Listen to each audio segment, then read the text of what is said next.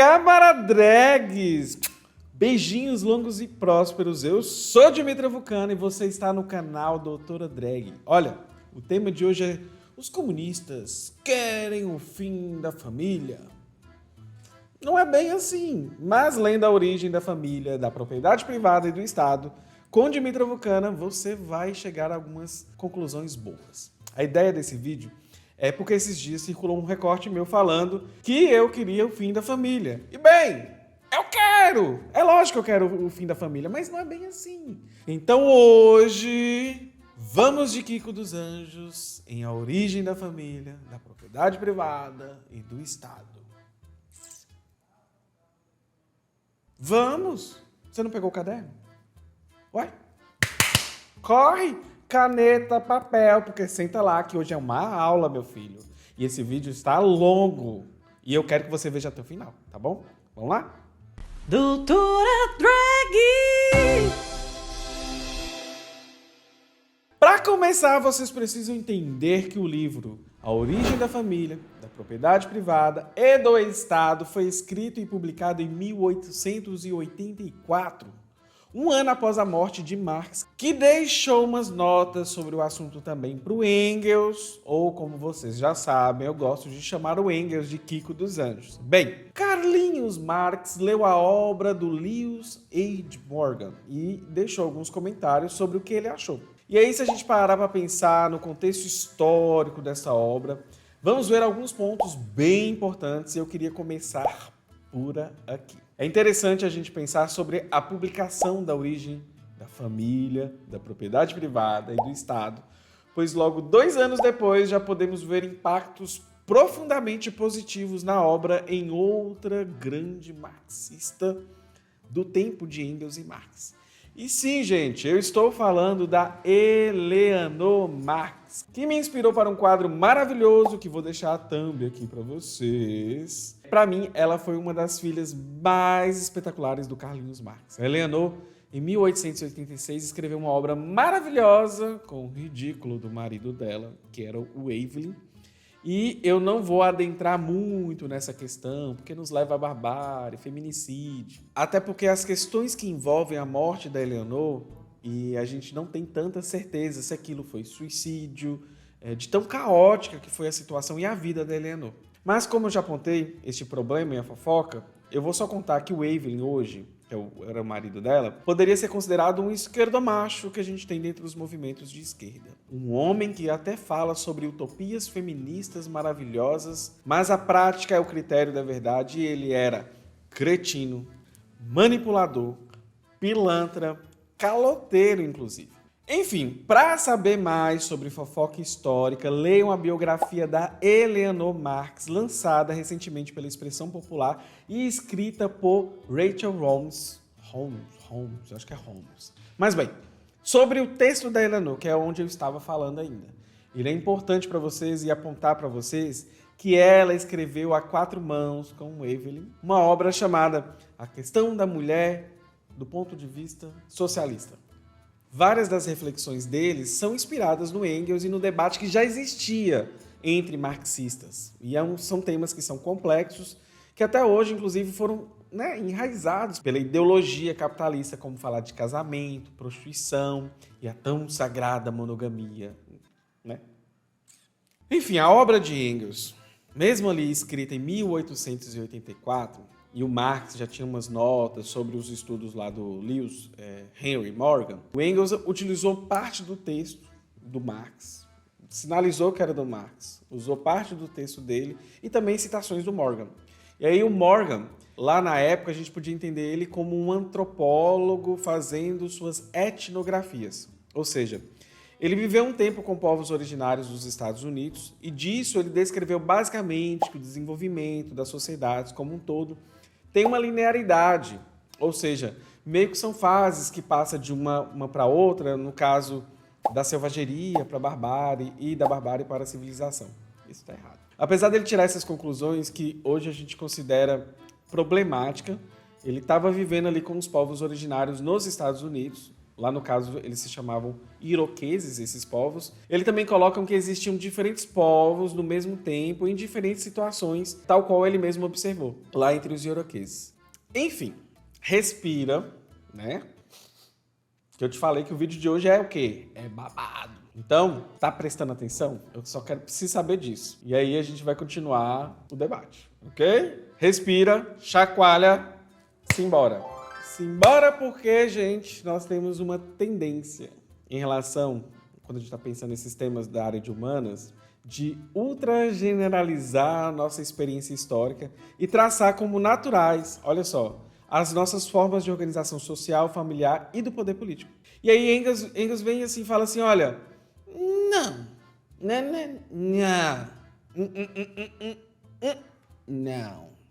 é bem assim.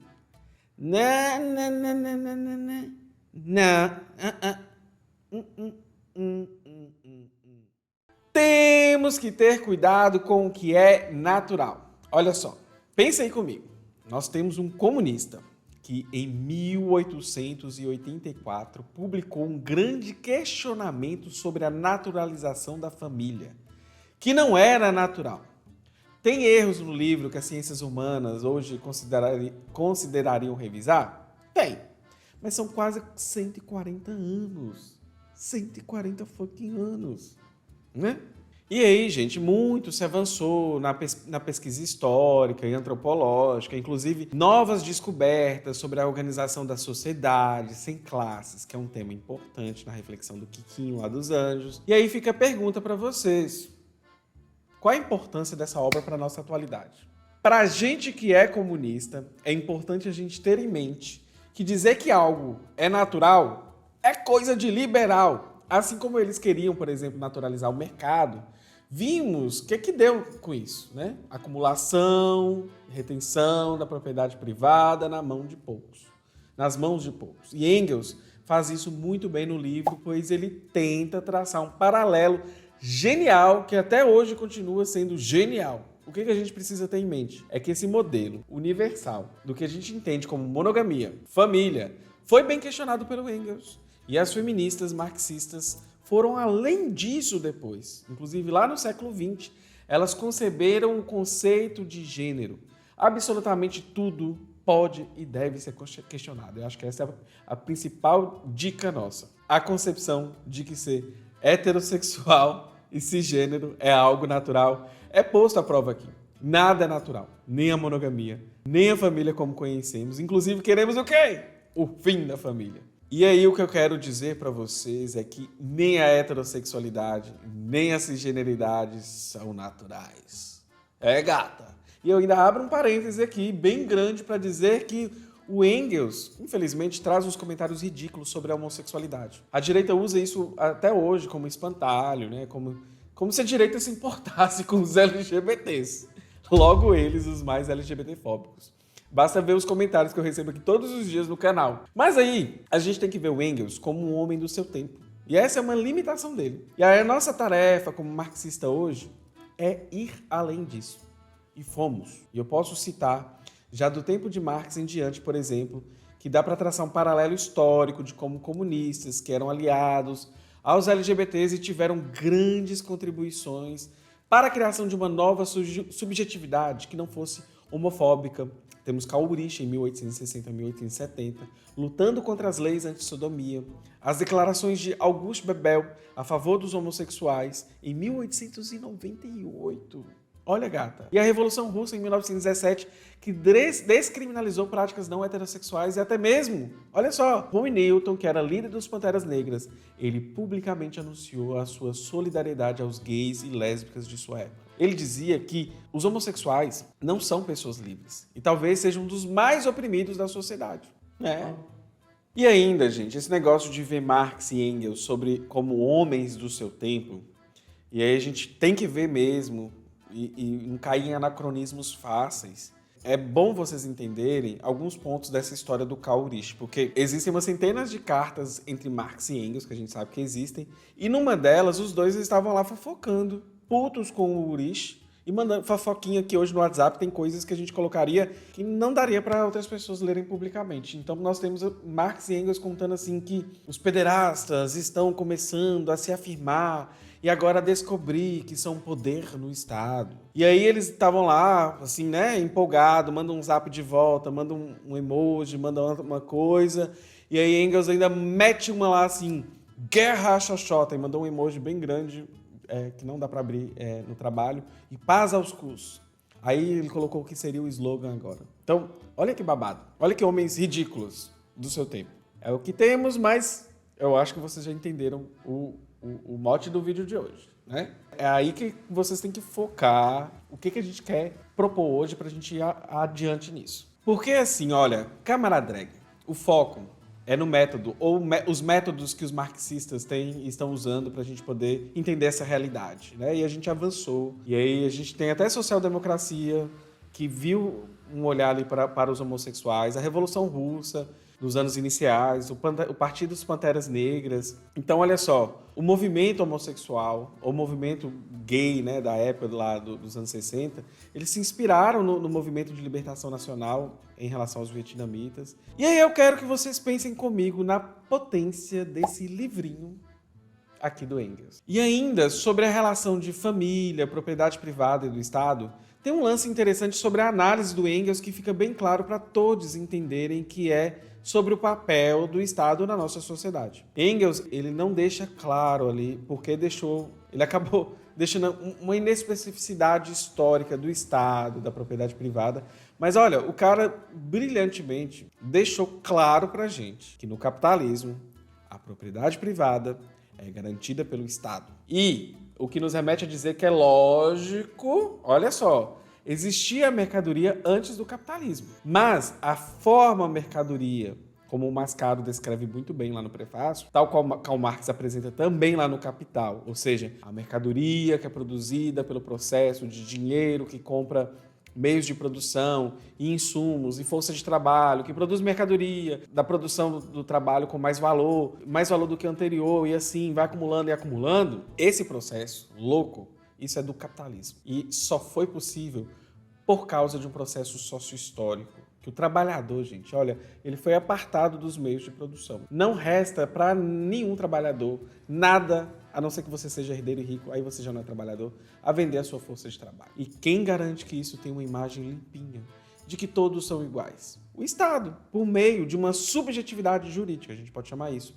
E essa subjetividade jurídica vigora até hoje. E Engels está lá mostrando como a forma patriarcal da família tem tudo a ver com isso, de um ponto de vista econômico mesmo. A dominação masculina nas sociedades também tem a ver com o desmantelamento de uma espécie de comunismo originário, em que não havia poder concentrado nas mãos de poucos, com a chancela do Estado. E sim, tudo se resolvia comunalmente, até porque muitas pessoas, inclusive, eram casadas entre si. Olha aí a não monogamia de novo. Temos avanços, inclusive, nas áreas da antropologia e de humanas. E aí, quando houve esse avanço, a gente olha para trás, dá para criticar alguns pontos do livro do Engels. Mas uma coisa é certa, a nossa história está intimamente relacionada a como nós produzimos na nossa sociedade.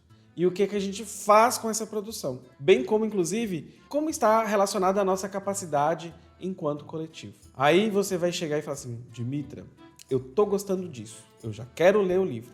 Então, camarada drag, senta que a gente ainda precisa pensar mais umas coisinhas técnicas de como que se dá essa organização familiar, passando pela análise das diferentes gens, como a iroquesa, a grega, a romana, a celta, as germanas.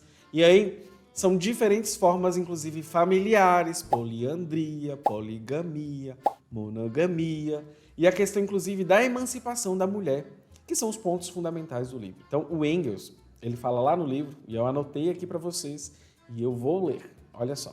Até o início da década de 1860, não se pode falar de uma história da família. Até esse momento, a ciência histórica ainda se encontrava totalmente sob a influência dos 5 livros de Moisés. A forma patriarcal da família, que ali é descrita mais extensamente do que em qualquer outro lugar, não só foi aceita sem mais nem menos como sendo a mais antiga, mas também foi identificada, abstraída a poliginia, com a atual família burguesa, de modo que a família não teria passado propriamente por nenhum desenvolvimento histórico. No máximo, admitia-se que nos tempos primeiros pudesse ter havido um período de promiscuidade sexual. Bem, é sabido, gente, que Engels não foi o primeiro a falar sobre economia, família e até mesmo como se dá a subordinação da mulher na sociedade. Mas ele tem o mérito de ser o primeiro a traçar isso pelas lentes do materialismo histórico dialético. E isso é muita coisa pra gente, inclusive para quem teve acesso à obra à época, igual, por exemplo, eu estou falando de Eleanor Marx, com seus escritos sobre a mulher de um ponto de vista socialista, 2 anos depois da primeira publicação de A Origem da Família, da Propriedade Privada, né? Então, Engels, ele desenvolve lá no seu livro o seguinte raciocínio: a ideia de que existiam os estágios da sociedade, vai descrevendo esses estágios conforme os estudos de Morgan, as notas de Marx, e aí a gente pode resumir que poderia ter, então, selvageria, barbárie, civilização, etc. Após isso, o Engels vai discorrendo ali sobre a família, mas não da família que a gente conhece. Ele começa a falar de um outro tipo de família que ele chama de família consanguínea, que é basicamente que todo mundo é irmão e irmã entre si, exceto os ascendentes e os descendentes. E aí ele fala que esse modelo está extinto e, na verdade, ele fala que essa família pode ter existido. É uma suposição que se tem por causa dos modelos familiares havaianos e da Polinésia que sugerem ter surgido a partir desse modelo de família. Depois ele descreve um modelo de família chamado Punaluana, que é um avanço em pensar a exclusão dos pais e das mães tendo relações com os filhos e filhas para também evitarem relações entre irmãos. E aí, primeiro começou pelos irmãos biológicos, maternos, e aí o que a gente entende como as gens, que são as originárias, provavelmente veio desse modelo de família chamada Punaluana. É um modelo de família mais grupal, mas que a gente não sabe muito ali no meio quem é o pai. A gente só sabe quem é a mãe. E aí, o nome disso é matrilinearidade. E aí você vai guardar essa palavra para não confundir, com matriarcado.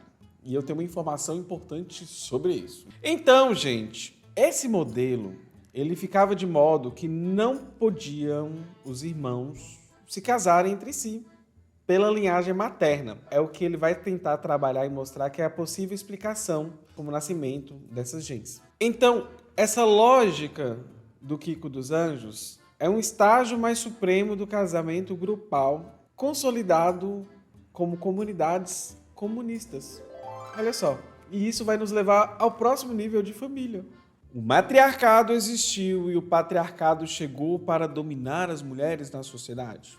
Tudo começa com uma leve confusão sobre o conceito de matrilinearidade. E aí, gente, nós temos que pensar que pesquisas etnográficas não eram tão comuns na época lá de 1884. Mas isso nos mostra um erro factual no livro A Origem da Família, da Propriedade Privada e do Estado, lá do Quico dos Anjos. Sim, camaradregues, esse é um erro bem pontual, mas calma que não é o fim do mundo, pois pode até ser positivo. A Arutza, ela vai explicar isso muito bem. Basicamente, a ideia que se tem é que Engels relacionou a condição da mulher na sociedade e da supremacia masculina e a derrota feminina como firmada em 2 processos. Um, que é a progressão da propriedade privada, e o declínio da propriedade comunal. E que aí a sociedade foi mudando dos casamentos coletivos para casamentos individuais. É como se tivesse dito com todas as palavras, basicamente isso, que o matriarcado foi derrotado. E agora nasce a era dos homens. E que os homens passaram a controlar os bens, mas não só isso, como também os direitos reprodutivos das mulheres, tendo em vista as questões de herança que daí decorrem. E Arutza simplesmente desmistificou isso para mim, de uma forma bem clara, porque, inclusive, eu acreditava que existia o mito de que o matriarcado existia e deixou de existir. E pasmem, não é bem assim. E calma, não podemos dizer nem que sim, nem que não, gente. É porque, na verdade, isso nunca foi provado. Mas olha só, tem uma coisa boa nesse mito. Nesse mito, só nesse, viu? Do matriarcado. Porque, pensando bem, por um lado, a gente pode perceber que isso deu um estímulo ao movimento feminista. E Por que nasceu essa confusão? Foi justamente por causa do conceito de matrilinearidade. Os casamentos coletivos e a liberdade sexual faziam com que, primeiro, não soubéssemos quem era o pai, mas tínhamos certeza de quem era a mãe. E a matrilinearidade é uma forma de marcar a descendência das pessoas, bem como também até em questões de herança. Mas não podemos afirmar sobre o mito do matriarcado ter existido. Doido, né? De todo modo, a gente sabe que a dominação masculina está implicada também no desenvolvimento sócio-histórico da propriedade privada. É certo, bem como a perda, né? Se a gente parar para pensar, a perda da liberdade das mulheres sobre seus direitos reprodutivos, por exemplo. E aí a gente vai voltando ao Engels, ele cai lá na família de um par. Agora a dona monogamia aparece toda pimpona, mas só para mulheres. Maria Bruaca que saiba disso. Ih, vai ficar datado esse vídeo, mas deixa aí. Engels diz o seguinte, e aí eu vou ler para vocês o trechinho aqui agora. Nessa complexidade crescente de proibições do casamento, os casamentos grupais foram sendo gradativamente impossibilitados. Eles foram substituídos pela família de um par. Nesse estágio, um homem mora com uma mulher, mas de tal maneira que a poligamia e a infidelidade ocasional são mantidas como direito dos homens, mesmo que a primeira raramente ocorra, por razões econômicas, ao passo que das mulheres geralmente se exige a mais rigorosa fidelidade pelo tempo que durar a convivência e o adultério cometido por elas é cruelmente castigado. Porém, o laço matrimonial pode ser facilmente cortado por uma ou outra parte dos filhos e filhas continuam pertencendo exclusivamente à mãe. Depois de desenvolver sobre as famílias, ele também desenvolve sobre as gens, iroquesa, grega, romana, celta e germanas, e a relação de como os estados se formaram, bem como as nobrezas advindas de grupos de famílias que sempre tinham o poder de representar as gens. Então, olha só, a gente sabe que existe uma inespecificidade pontual de Engels quanto à propriedade privada e o Estado, e a questão da linearidade que ele traz, o Morgan também, de pensar selvageria, barbárie e civilização. Mas Engels, ele também consegue romper com a lógica apontada por ele mesmo de linearidade. Pois veja só, quando a gente começa a observar as suas descrições sobre como passamos, enquanto sociedade do escravismo, para o feudalismo, ele, o Engels, expõe brilhantemente de como, por exemplo, que a escravidão não foi simplesmente extinta. O que aconteceu é que o cristianismo conviveu em muito de bom acordo com a escravidão por muitos anos, e aí com a chegada dos germanos e o seu atraso, nasceu-se uma nova necessidade de um sistema produtivo. Aí a gente consegue perceber na análise e descrição do Engels o materialismo histórico dialético no sentido de que ele mostra de como condições materiais e concretas determinam a partir de uma sociabilidade e num processo histórico o surgimento de modelos de produção distintos dos anteriores. E nesse caso, os germanos, mesmo sendo considerados os atrasados do processo, acabaram ensejando uma nova concepção de produção naquela época. E estamos falando do feudalismo. Veja bem, nesse caso não existe uma linearidade entre sociedade avançada e atrasada. Enfim, é sempre bom colocar, inclusive, entre aspas, porque a crítica pontual é justamente ver como atraso e avanço de determinados modelos de produção e determinadas sociedades, né? Olha, até aqui vocês podem perceber como Engels brilhantemente abordou a questão histórica e antropológica, mesmo com suas limitações, e a gente sabe que muito avançou lá no debate de gênero e sexualidade, desde a publicação do livro, e aí a gente precisa falar sobre isso. Mas antes, como boa professora, tem que mandar aí, né, um choque, mandar aí um acorda, menino, para ver se vocês estão aí me acompanhando no raciocínio. Eu não tô falando sozinha, né?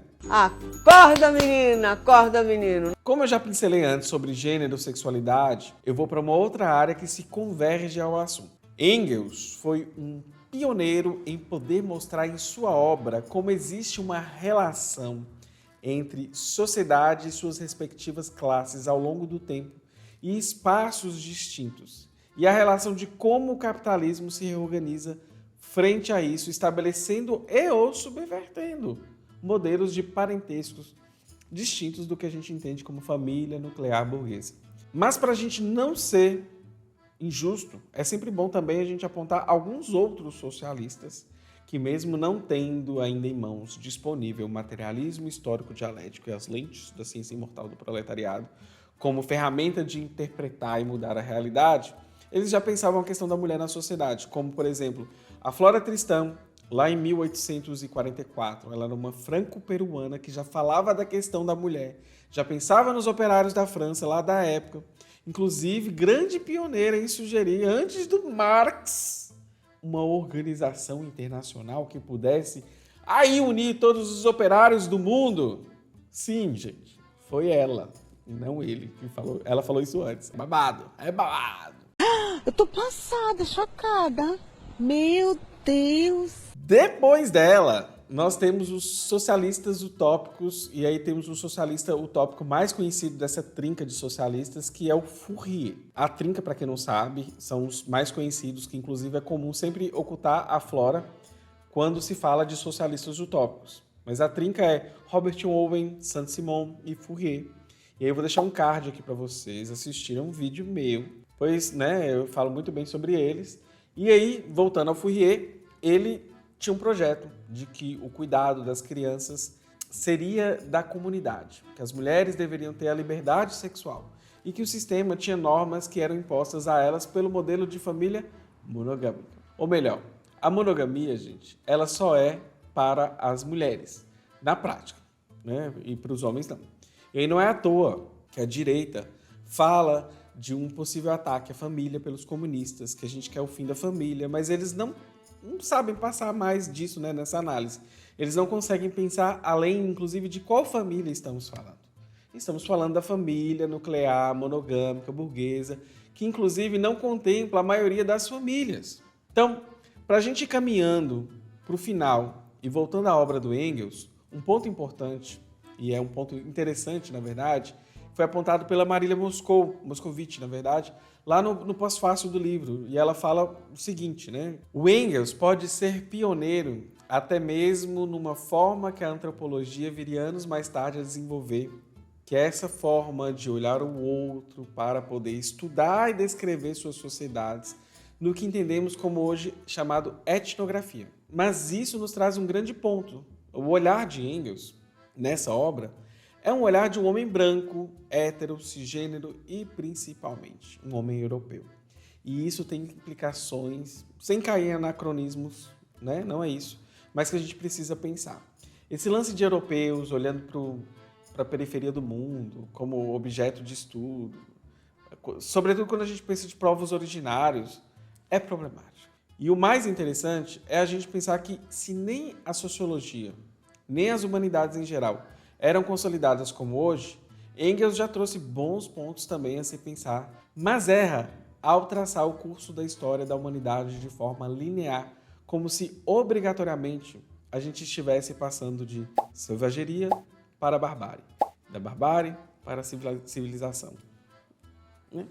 Não é assim, mas apesar de tudo, Engels é o queridinho das feministas marxistas, e isso é genial, tendo em vista que o desenvolvimento e do próprio movimento feminista, seus desdobramentos, até mesmo entre as feministas não marxistas, tem a ver com o nascimento do conceito de gênero. Enfim, para além de sua influência nas feministas e feministas marxistas, Engels tem uma grande influência no movimento não monogâmico, em que a gente pode pensar que o modelo vigente é monogâmico, lógico, apenas para a mulher, e é isso. Neste sentido, a monogamia é uma das estruturas dessa família nuclear burguesa e temos movimentos pelo mundo inteiro de pessoas não monogâmicas que estão resistindo a esse modelo de forma política, questionando essa estrutura e o porquê dela existir. É lógico que nem todos são marxistas e aí tem alguns problemas que a gente... Mas enfim, não vem ao caso para este vídeo, ok? Por fim, fica a pergunta para vocês, camaradregues. Por que estudar a obra A Origem da Família, da Propriedade Privada e do Estado hoje? Quais as outras indicações para quem quer se aprofundar nas temáticas da obra? Estudar a obra de Engels, gente, é extremamente importante. Inclusive, curiosidade para vocês. Como eu entrei no marxismo? Não foi lendo Marx, foi lendo Engels e as feministas marxistas. E aí eu acho que eu entrei por uma porta meio diferente, meio não convencional para homens, mesmo eles sendo LGBTs no meu caso. Mas o ponto é que Engels, ele fala de coisas que até hoje são relevantes para a gente. A família é hoje vista como algo sagrado, mas ela é dada como um modelo universal que nem vai de encontro ao que tem na realidade da família da classe trabalhadora. Esse modelo universal, monogâmico, cisgênero, heterossexual, burguês, não é a realidade concreta e material dos trabalhadores. Mas veja só, isso é projeto. Porque estamos, por exemplo, num governo extremamente fascista e liberal.